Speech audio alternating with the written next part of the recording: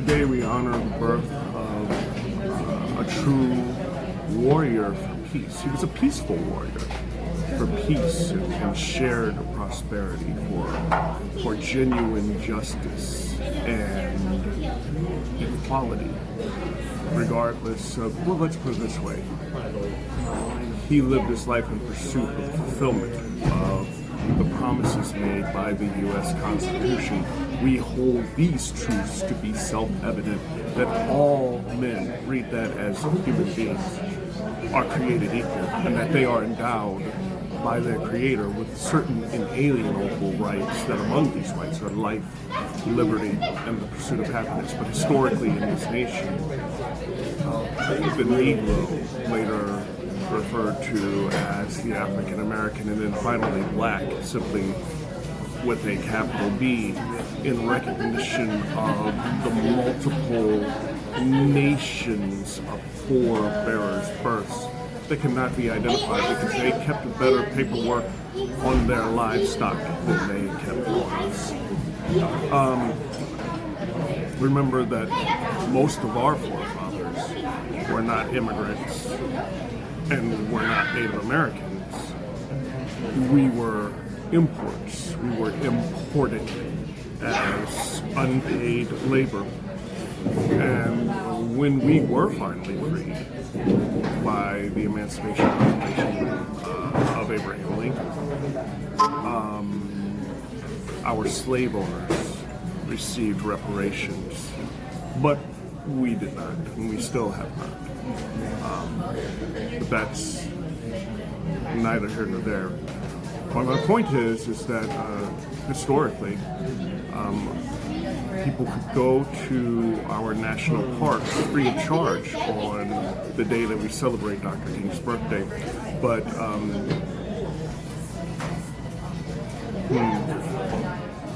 Trump has decided that birthday would be removed from the fee-free calendar and replaced with his birthday of June 14th. In much the same way that he unilaterally decided to rename the Kennedy Center to the Trump and Kennedy Center, and unilaterally decided to tear down the east wing of the White House, and unilaterally decided that he was going to erect a ridiculously large golden palace ballroom, a palatial ballroom, but a palace.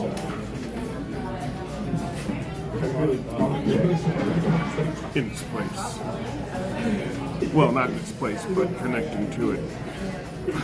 This is all ridiculous.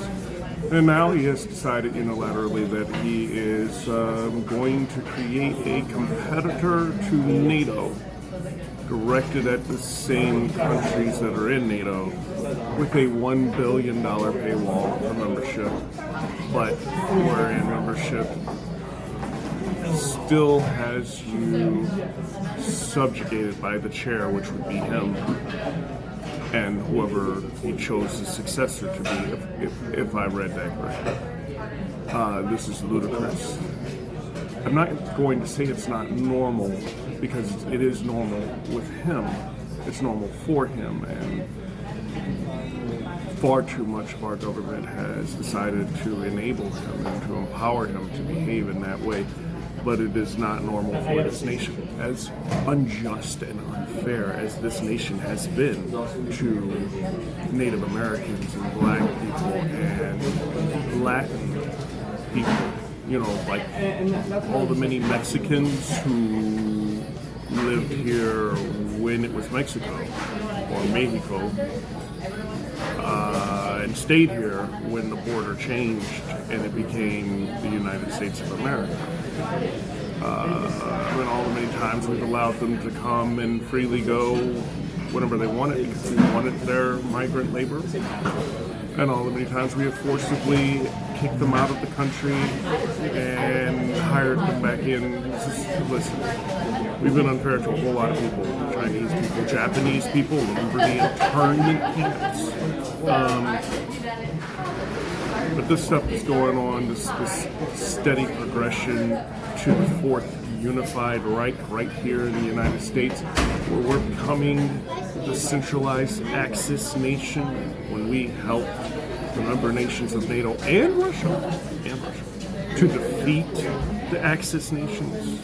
When we dropped literally 2 atomic warheads on Japan because they were an Axis nation, and we're behaving as an Axis nation right now. And this is dumb. This is dumb to be here. For all of those people that supported this man and are finally having buyer's remorse, we tried to tell you we wish you would listen to us. We hope you listen to us now. Stand up. Stand up. And demand that this regime step down, and everybody that enabled him. Heritage Foundation, right? The Federalist Society. I can keep on going, but that's a long list. Way too much of the GOP Congress. 6 of the Supreme Court. Thank you very much. Appreciate it. We gotta end this before we are forced to adjudicate it in the world theater. We don't want to be that nation. Happy birthday, Dr. King. I'm sorry that we failed you.